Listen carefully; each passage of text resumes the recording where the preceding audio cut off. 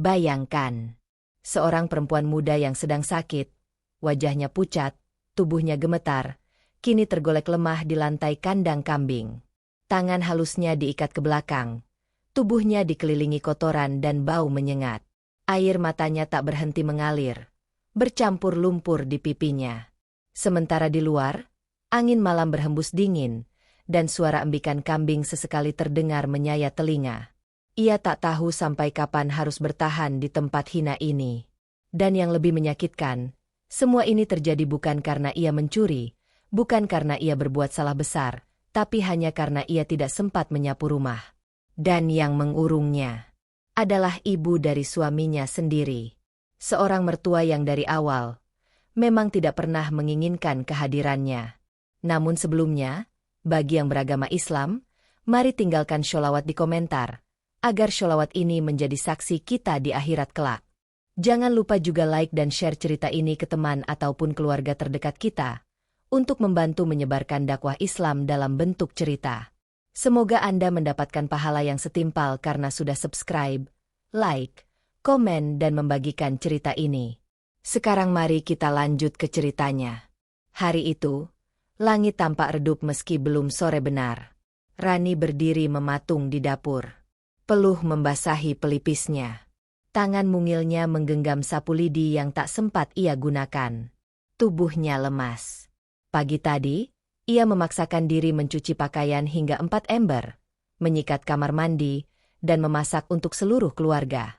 Kini, saat tubuhnya mulai menggigil dan pandangannya kabur, ia memilih duduk sebentar di sudut dapur, berharap bisa mengatur napas. Tapi harapannya itu hanya bertahan sekejap. Rani, kamu ini kerjaannya cuma tidur-tiduran ya? Rumah kayak kapal pecah begini kamu enak-enakan duduk. Suara keras itu membuyarkan segalanya.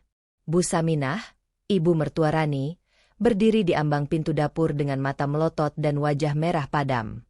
Rani mencoba berdiri, tapi tubuhnya limbung. Maaf Bu, saya tadi habis nyuci, kepala saya agak pusing. Alasan. Perempuan zaman sekarang cuma bisa pura-pura sakit kalau disuruh kerja. Tanpa pikir panjang, Bu Saminah menarik lengan Rani dengan kasar. Piring di meja jatuh. Suara pecahannya membuat suasana semakin mencekam. Rani terseret keluar rumah, melewati halaman belakang yang becek karena hujan semalam. Tangannya dicengkeram kuat, tubuhnya didorong hingga terjatuh di depan kandang kambing. Kalau kamu maunya tidur, ya tidur di sini sekalian. Biar tahu rasa. Dengan amarah membara, Bu Saminah membuka pintu kandang. Rani masih mencoba meminta ampun, namun Bu Saminah sudah mengikat tangannya ke belakang dengan tali rafia yang diambil dari samping kandang. Diam di situ. Malam ini kamu tidur bareng kambing. Biar besok-besok kamu tahu gimana rasanya jadi pemalas. Pintu kandang ditutup rapat. Suara gemeretak kunci terdengar jelas. Rani hanya bisa terisak.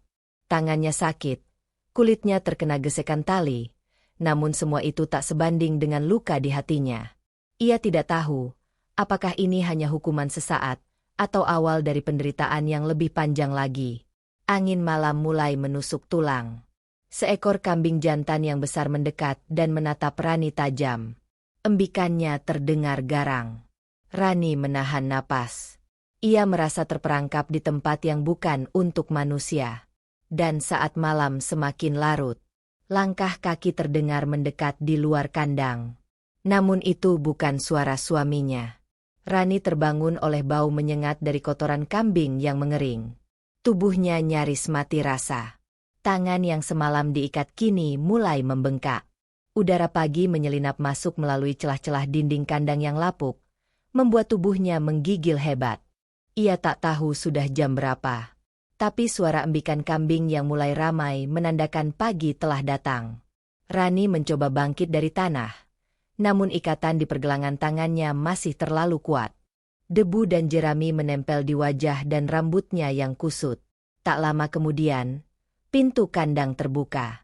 Bu Saminah berdiri di sana. Tangannya membawa sepiring nasi yang dilempar begitu saja ke tanah. Makan tuh. Biar kamu nggak mati kelaparan. Tapi jangan harap bisa masuk rumah sebelum kamu minta maaf dan janji nggak males-malesan lagi.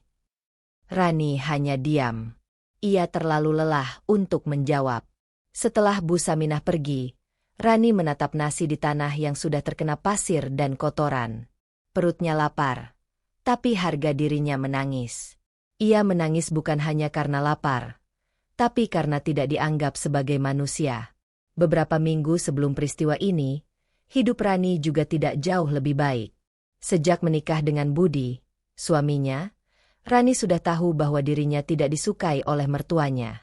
Tapi Rani berpikir, jika ia sabar, waktu akan melembutkan hati Bu Saminah. Namun waktu justru menjadi saksi dari penyiksaan yang semakin dalam. Setiap pagi Rani harus bangun sebelum adzan subuh. Ia menanak nasi, menyiapkan teh manis, menyapu halaman depan dan belakang, lalu mencuci pakaian tanpa mesin. Setelah itu ia membersihkan seluruh isi rumah, dari dapur hingga kamar mandi. Sementara itu, Bu Saminah duduk santai di ruang tengah, sesekali memberi perintah sambil menonton sinetron pagi. Kalau ada debu sedikit di sudut meja, Rani akan dimarahi.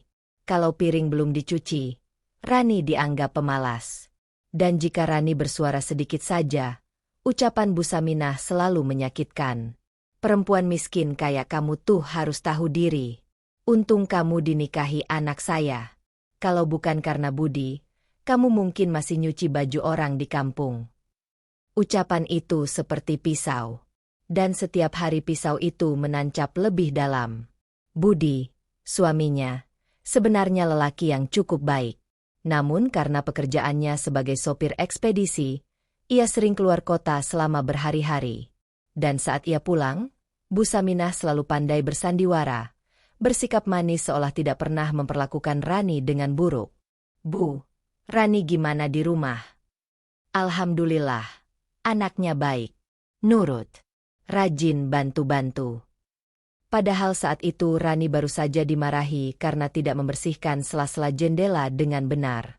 Di hadapan Budi, Bu Saminah adalah ibu mertua idaman. Tapi ketika suaminya pergi, wajah Bu Saminah berubah menjadi duri. Setiap ucapan penuh racun. Setiap tatapan penuh kebencian. Rani hidup seperti bayangan. Tidak dianggap sebagai istri, juga bukan sebagai anak. Ia hanya perempuan asing yang keberadaannya ditoleransi, selama ia mau membersihkan, memasak, dan mengabdi tanpa suara. Hari-hari itu seperti lingkaran tanpa ujung. Rani hanya bisa memeluk tubuhnya sendiri saat malam tiba, berdoa agar Allah memberinya sedikit kekuatan untuk bertahan esok hari. Namun, semuanya berubah sejak tubuhnya mulai melemah. Dan peristiwa dikurung di kandang kambing hanyalah puncak dari gunung derita yang sudah lama menggunung di hatinya. Tapi Rani tahu, ini baru awal. Karena Bu Saminah belum selesai. Dan Rani mulai merasakan firasat yang buruk akan segera terjadi. Hari itu, Rani kembali menggosok lantai dapur dengan kain basah. Sisa luka di pergelangan tangannya belum kering betul sejak kejadian di kandang kambing 2 malam lalu. Kulitnya masih perih jika tersentuh air sabun. Tapi ia tak punya pilihan. Kalau rumah tidak bersih, ia tahu teriakan Bu Saminah bisa membuat telinganya berdenging berjam-jam. Langkah kaki mertuanya terdengar dari ruang tamu. Rani refleks mempercepat gerakan tangannya. Ia ingin menyelesaikan semua sebelum Bu Saminah sempat bicara. Tapi suara itu tetap datang. Kamu itu kerja lambat banget. Dari tadi ngapain aja? Lantai ini masih lengket. Kayak belum disapu. Rani terdiam. Nafasnya tercekat. Tangannya menggenggam kain pel lebih erat. Maaf Bu, ini belum sampai bagian situ. Alasan. Selalu aja punya jawaban. Kamu pikir kamu di sini liburan? Kalimat-kalimat itu menghantam tanpa henti. Tapi yang paling menyakitkan bukan bentakan, melainkan kata-kata kecil yang dilontarkan saat Budi tak ada. Kata-kata yang merobek harga diri.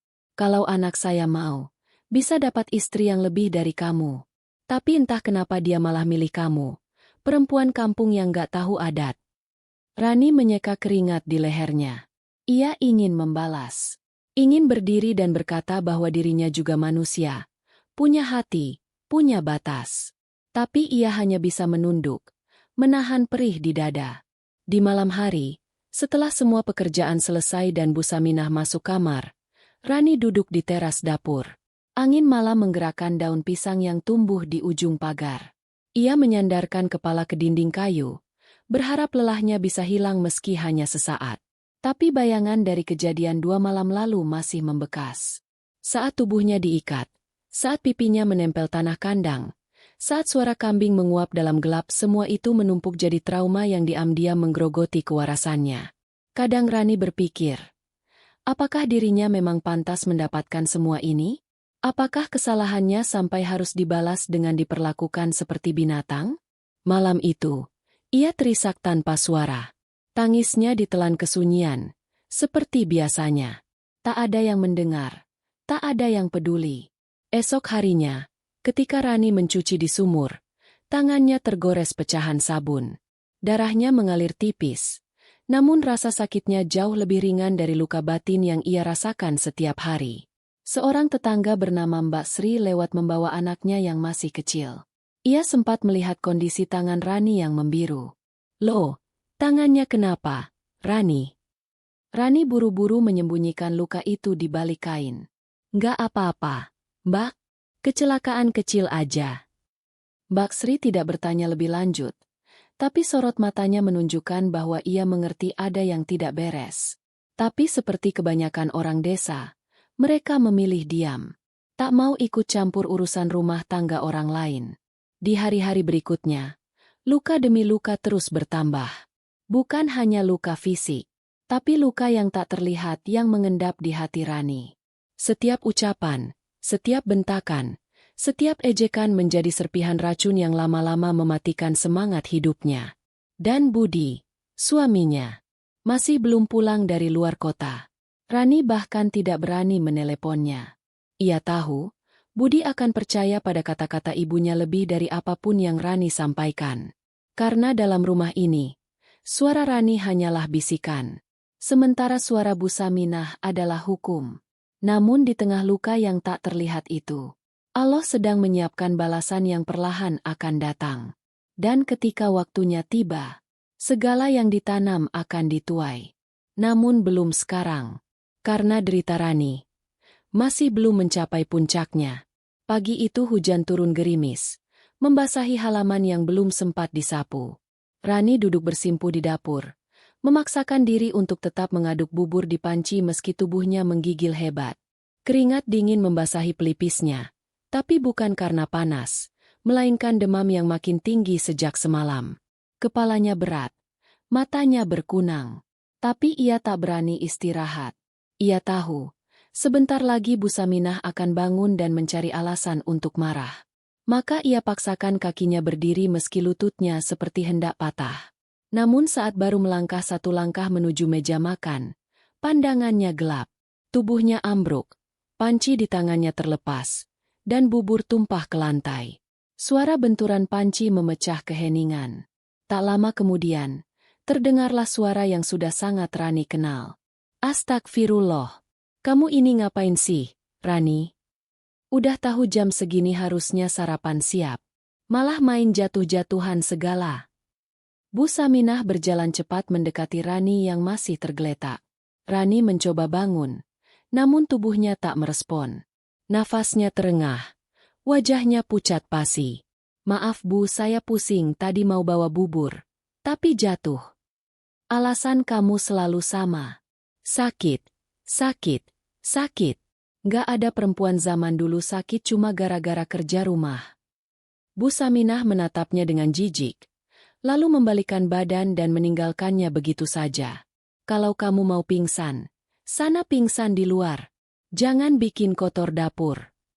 Beberapa jam kemudian, Rani duduk di bangku belakang rumah sambil bersandar ke tiang. Kepalanya masih terasa berputar.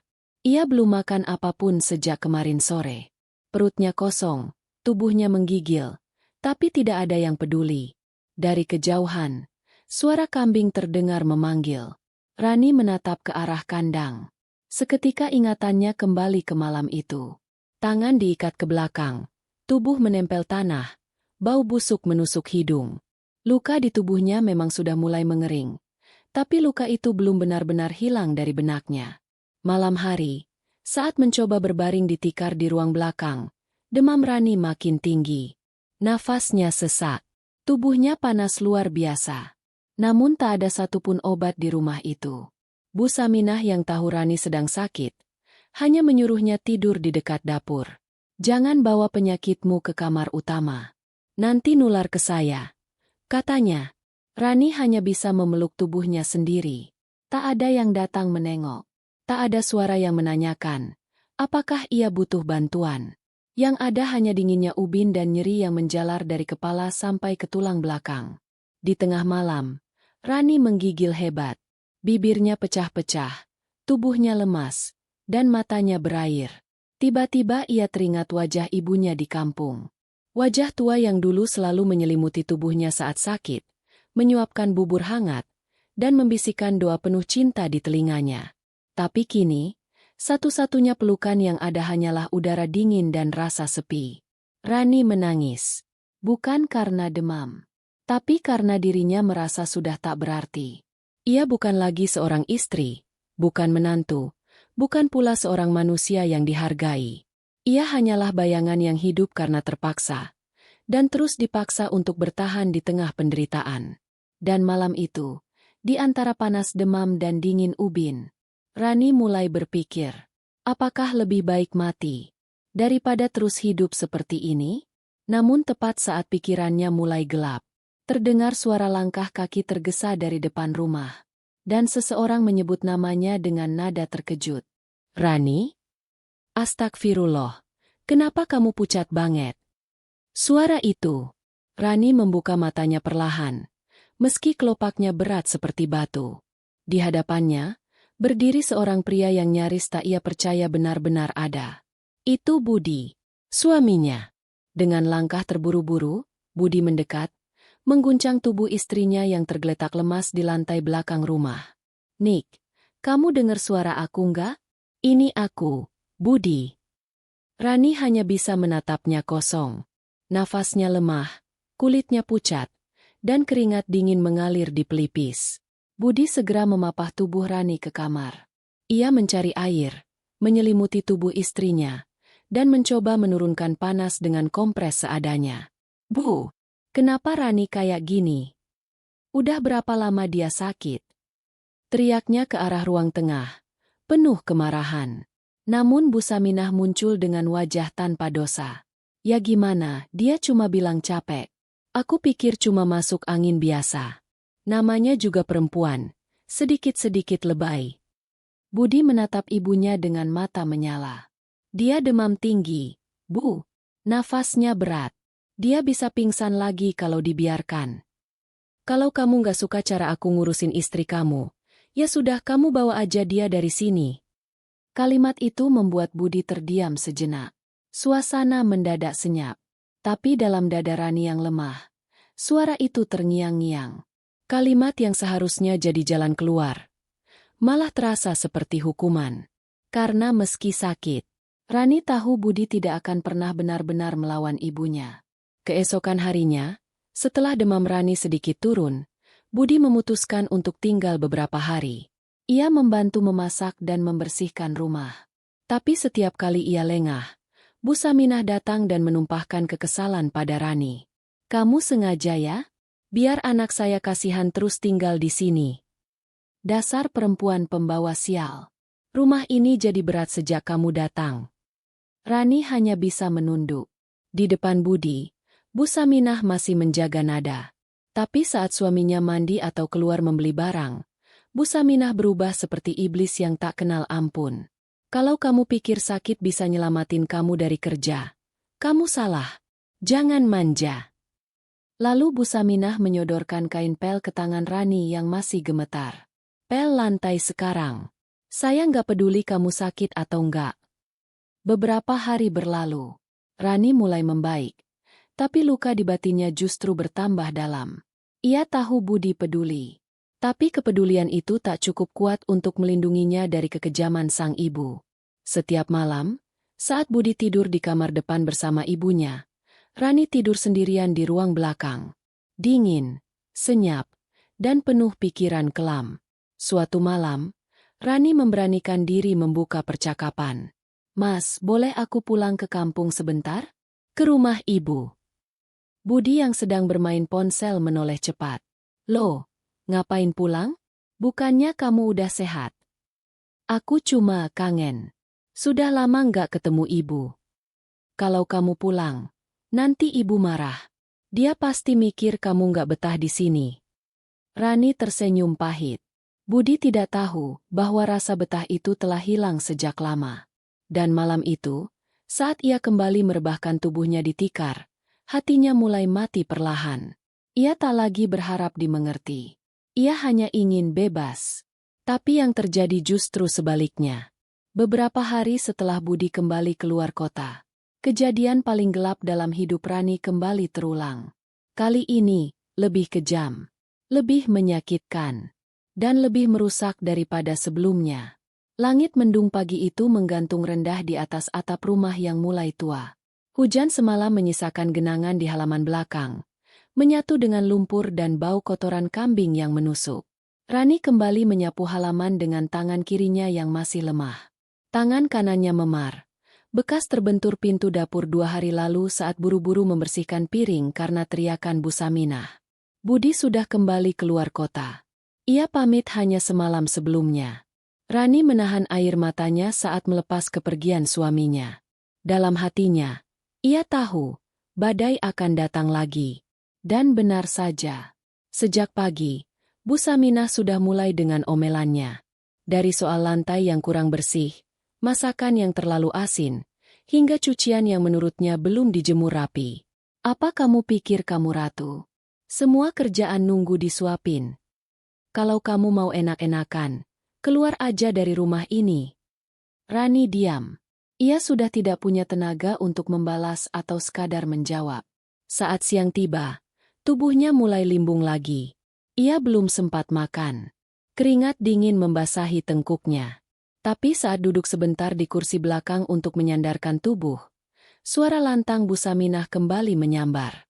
Lo, udah mulai duduk lagi. Emang rumah ini kamu yang punya? Sana kerja. Cuci kamar mandi tuh. Banyak lumut. Bikin jijik."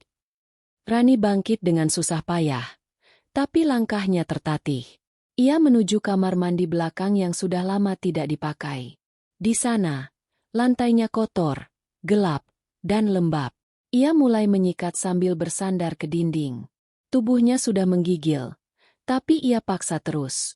Beberapa menit kemudian, saat ia kembali ke dapur, ia melihat Bu Saminah berdiri di depan pintu belakang sambil memegang seutas tali rafia. Wajahnya penuh kebencian. "Kamu nggak kapok ya?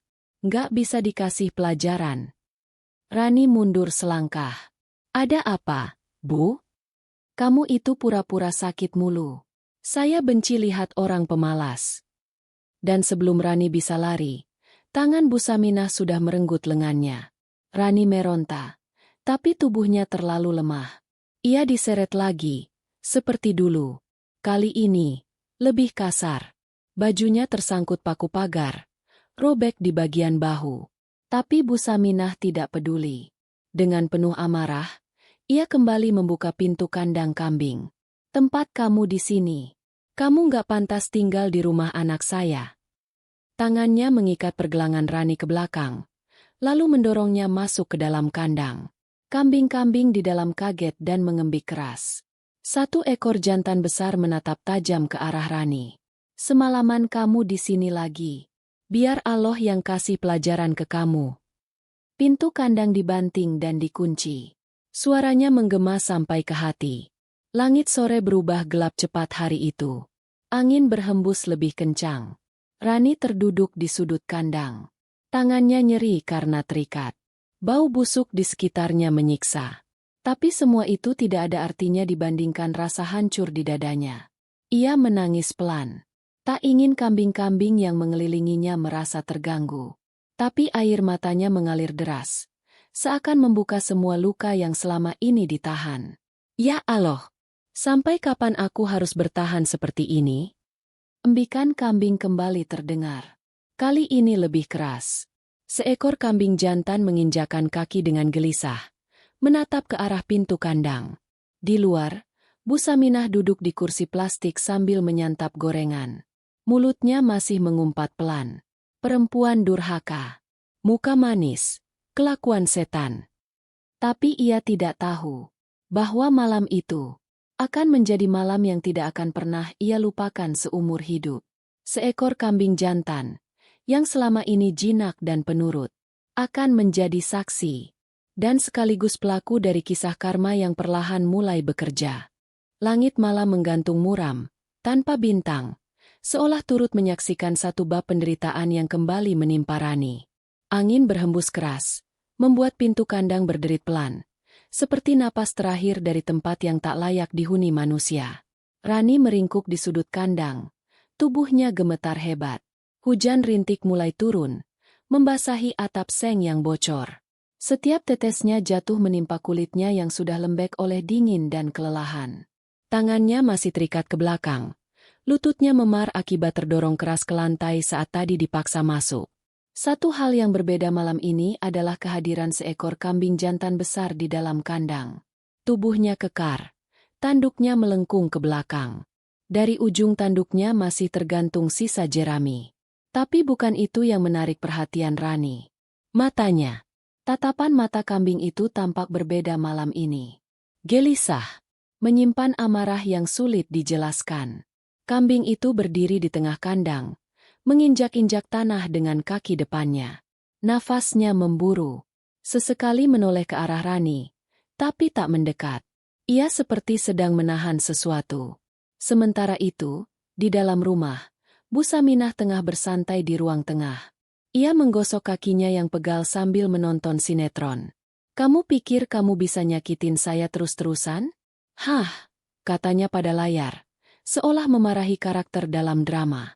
Padahal, yang benar-benar sedang ia hina adalah menantunya sendiri yang kini terkurung di kandang. Perempuan kampung, mental tempe, bawa sial. Cocoknya dikandangin aja seumur hidup. Ia bangkit menuju dapur, mengambil air, lalu melangkah ke arah kandang untuk memastikan Rani tidak kabur. Langkah kakinya berat, tapi penuh keyakinan. Ia buka pintu belakang, menyusuri lorong sempit menuju kandang. Suara hujan mulai menderas. Begitu sampai, ia berdiri di depan kandang sambil menunjuk ke arah Rani. "Kamu belum mati kan? Bagus. Biar besok pagi bisa bersihin dapur." Rani menoleh. Matanya bengkak, napasnya lambat. Tapi yang lebih mencolok adalah suara embikan keras dari kambing jantan di sudut kandang. Bu Saminah mengalihkan pandangannya ke hewan itu. "Loh, kenapa tuh kambing?" gumamnya. Kambing jantan itu kini berdiri tegak. Tubuhnya tegang, kakinya menghentak-hentak tanah. Tatapannya lurus ke arah Bu Saminah. "Hei, sana! Jangan dekat-dekat!" teriak Bu Saminah sambil mengibaskan tangan. Tapi hewan itu tidak mundur. Sebaliknya, ia menurunkan kepalanya pelan-pelan, menandakan ancaman. Dan dalam sekejap, "Duh!" kambing itu menyeruduk pagar kandang. Kayu tua itu bergetar hebat.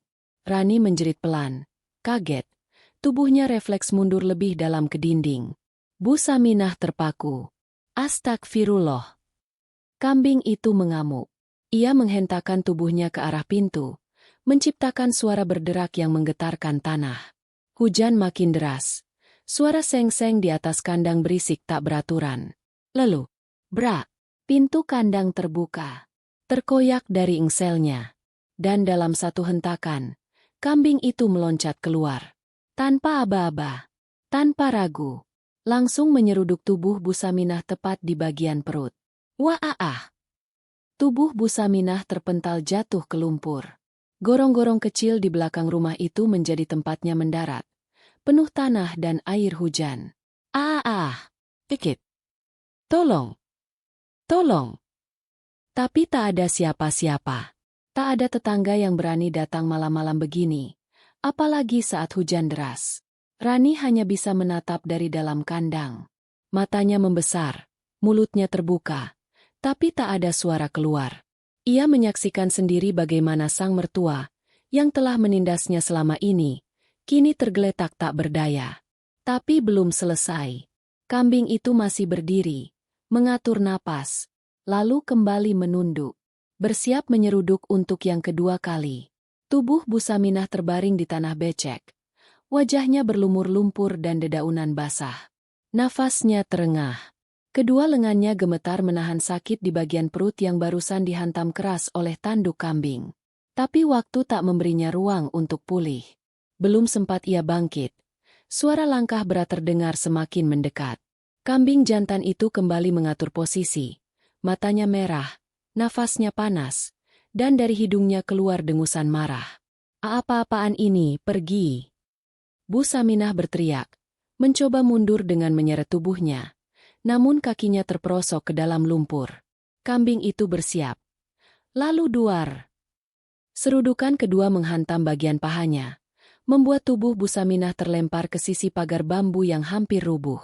Kali ini, teriakan yang keluar dari mulutnya terdengar lebih lirih. Seperti tercekik oleh rasa sakit yang tak bisa dilawan. Dari dalam kandang, Rani menyaksikan semuanya dengan tubuh masih terikat. Mulutnya menganga. Air mata mengalir bukan karena belas kasihan, tapi karena perasaan tak percaya. Pemandangan di depan matanya seperti bukan nyata. Sosok yang selama ini menindasnya, kini menjerit, terguling di tanah, diterkam amarah seekor hewan yang selama ini jinak. Hujan belum juga reda. Langit semakin pekat. Suara denting air di atas genteng bersahutan dengan ringkikan kambing yang kini berdiri tepat di atas tubuh Bu Saminah. Allah! Allah ampun, jangan-jangan. Rintih Bu Saminah dalam panik. Tapi kambing itu tidak berhenti. Ia kembali mundur perlahan, lalu menunduk tajam. Dan, duar! Serudukan ketiga menghantam sisi rusuk Bu Saminah. Kali ini tubuhnya menggeliat, matanya membelalak, dan darah segar mengalir dari ujung bibirnya. Seketika itu juga suasana sunyi. Embikan kambing berhenti. Hujan terdengar lebih pelan, dan tubuh Bu Saminah diam tak bergerak. Ia terkapar di tanah, napasnya berat dan tersendat.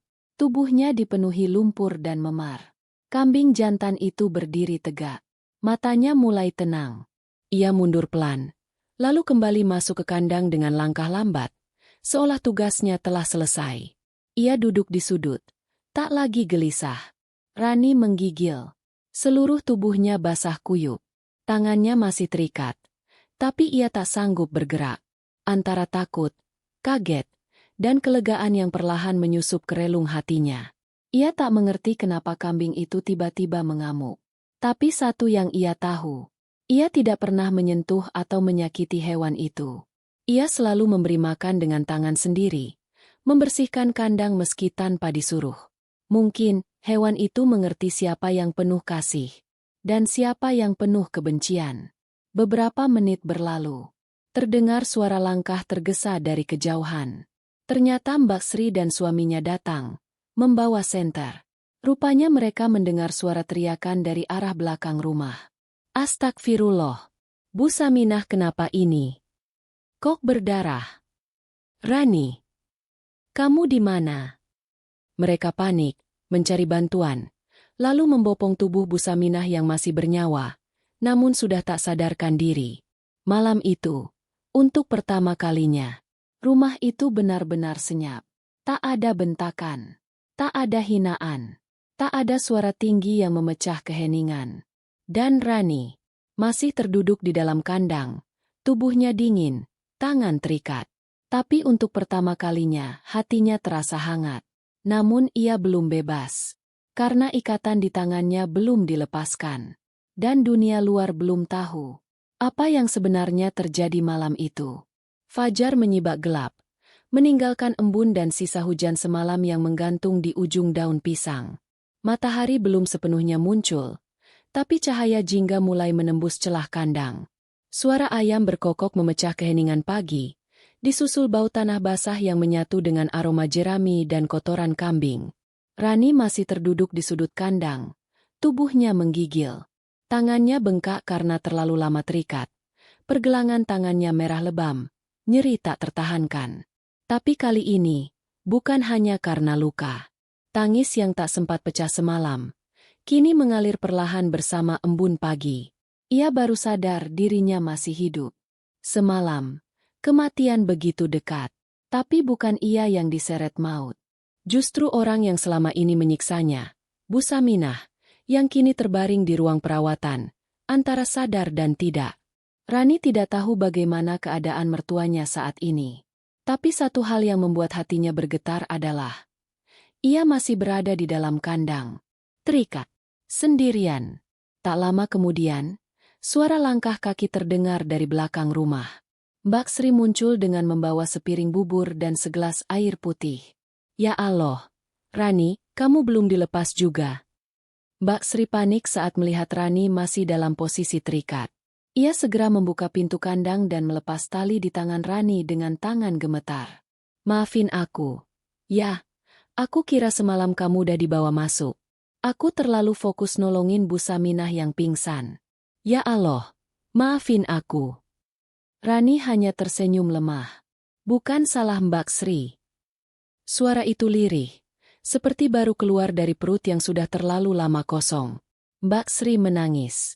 Tangannya membersihkan sisa jerami yang menempel di rambut dan pundak Rani. Ia memeluk Rani erat-erat, seolah ingin menebus kesalahan yang tak ia lakukan. Mulai sekarang, kamu nggak boleh tinggal di rumah ini sendirian lagi.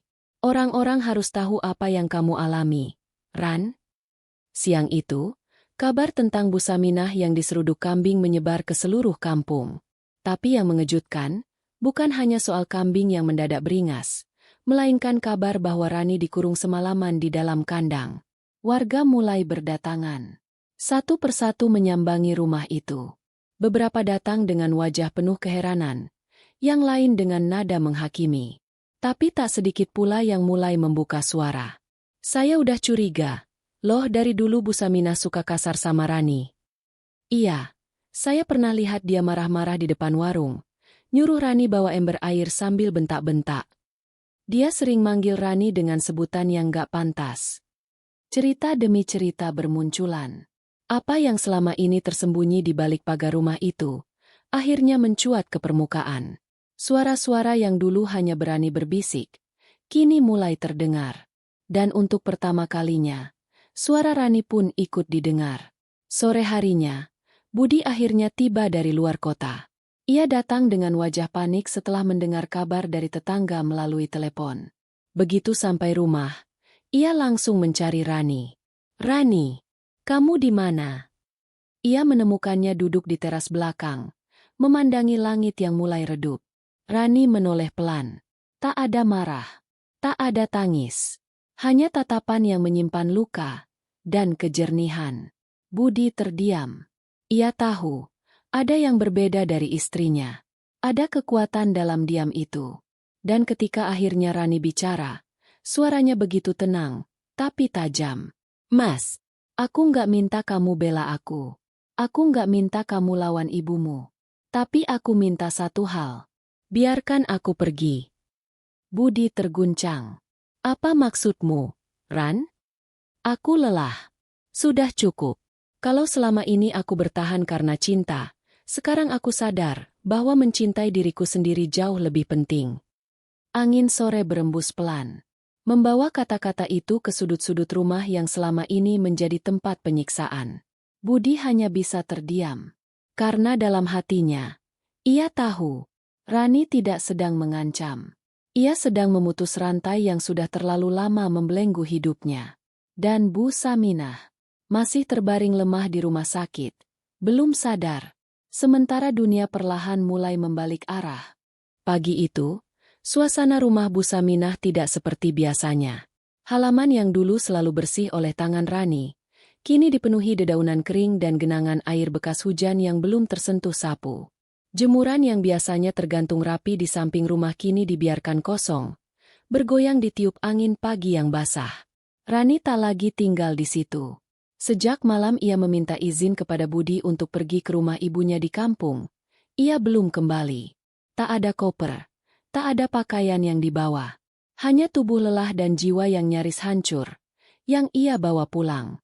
Dan pagi itu, Rumah yang biasa dipenuhi suara bentakan dan perintah kasar, kini hening. Di sisi lain kampung, di balai desa, Pak RT dan beberapa warga berkumpul membahas satu hal yang selama ini tak mereka duga, perlakuan Bu Saminah terhadap Rani. Mbak Sri, dengan mata sembab dan suara terbata, menjadi orang pertama yang berani bicara lantang. Saya lihat sendiri dia ikat Rani, Pak, di kandang kambing. Itu bukan cuma penghinaan, tapi penyiksaan. Beberapa ibu-ibu mengangguk. Seorang bapak bersuara pelan. Saya pernah dengar Rani menangis malam-malam. Tapi saya pikir cuma masalah rumah tangga biasa. Pak RT menghela napas panjang. Ini sudah bukan lagi urusan keluarga. Kalau benar Rani dikurung seperti itu, apalagi dalam kondisi sakit, kita nggak boleh diam. Seorang petugas dari puskesmas juga datang. Ia memegang catatan pemeriksaan awal Rani. Luka di tangannya memang sesuai dengan trauma akibat diikat erat. Ada juga memar di bagian pinggang dan bekas benturan lama di tulang belakang. Semua mata di ruangan itu saling berpandangan.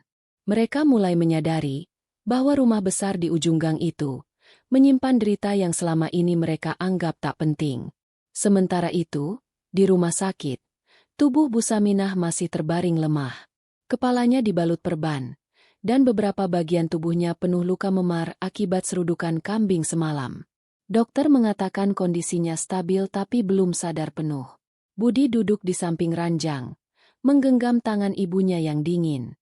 Tapi pikirannya tak bisa fokus. Bayangan wajah Rani saat pergi semalam tak kunjung hilang. Ia tahu, luka di tubuh istrinya perlahan akan sembuh. Tapi luka di hatinya, mungkin tak akan pernah. Siang itu, Rani duduk di beranda rumah ibunya. Di pangkuannya, secangkir teh hangat beraroma serai mengepul.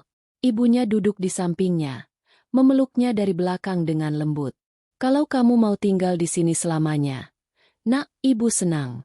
Kamu nggak usah kembali ke tempat yang menyakiti kamu. Rani menatap ke depan. Matanya kosong, tapi tidak mati. Aku cuma pengen tenang, Bu. Nggak mau lagi dengar suara teriakan. Nggak mau lagi tidur sambil menangis. Air matanya jatuh pelan. Tapi kali ini, bukan karena lemah, melainkan karena untuk pertama kalinya, ia merasa didengar, diterima, dicintai tanpa syarat.